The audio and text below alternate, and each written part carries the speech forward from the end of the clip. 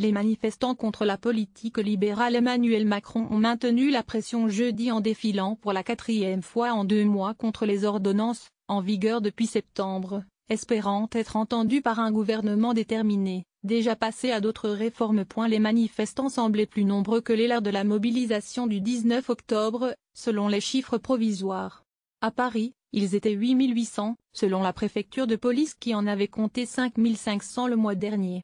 La CGT en a dénombré 40 000 contre 25 000 en octobre. Des incidents ont été enregistrés à Paris où des vitres d'agences bancaires et d'assurances ont été notamment brisées, ont constaté des journalistes de l'AFP. Au cri de anticapitalistes, des jeunes encagoulés ont ainsi cassé les vitres d'une agence BNP. Le cortège qui s'est ébranlé à 14h00 a été bloqué à plusieurs reprises par des ultras qui en avaient pris la tête, avant d'arriver à Nation vers 17h00. Privé, public pour un droit du travail qui protège les salariés. Tous dans l'action pour refuser les ordonnances de destruction sociale, proclamait la banderole de tête du cortège parisien. Cette nouvelle mobilisation, après celle de septembre et d'octobre, n'est pas un baroud d'honneur, a assuré le secrétaire général de la CGT. Va continuer, a promis à Paris Philippe Martinez, accompagné du numéro 2 de Faux, Pascal Pavageau, dont le numéro 1 Jean-Claude Mailly a défilé à Marseille. Parmi les sujets de lutte, Philippe Martinez a cité les ordonnances, mais aussi le besoin d'améliorer partout les droits du travail dans les entreprises.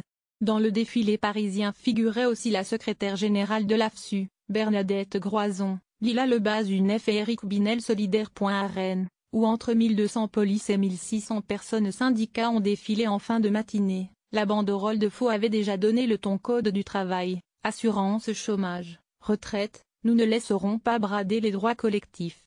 On veut tirer la sonnette d'alarme sur des dossiers à venir, comme l'assurance chômage et, l'an prochain, l'assurance retraite, a dit depuis Marseille le secrétaire général de Faux, Jean-Claude Mailly, qui a aussi exprimé une forte inquiétude face à l'avenir du service public républicain. Force ouvrière appelle pour la première fois à défiler parmi les 170 manifestations programmées jeudi, aux côtés de Solidaire, l'AFSU et des organisations de jeunesse UNEF, Fidley UNL, contre une politique libérale visant à accroître les inégalités au profit d'une minorité.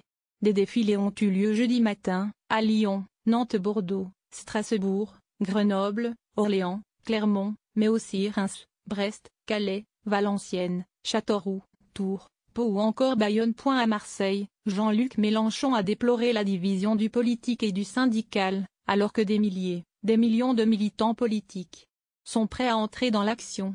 Les ordonnances ont mis en évidence les divergences entre les syndicats. Malgré des tentatives, ils ont échoué à organiser une action unitaire.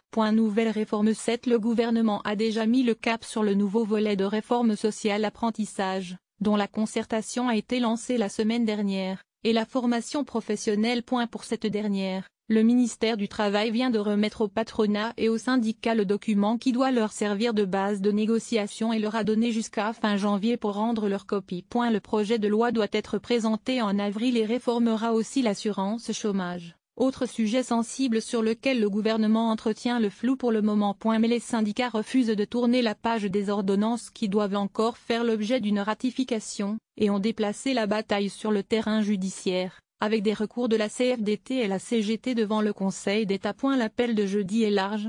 Plusieurs organisations lycéennes, étudiantes ou enseignantes UNL, UNEF, SNES-UFSU appellent aussi à battre le pavé pour contester le projet de loi redéfinissant les modalités d'entrée à l'université. La première mobilisation contre les ordonnances avait réuni dans toute la France le 12 septembre entre 500 000 selon les syndicats et 223 000 personnes police.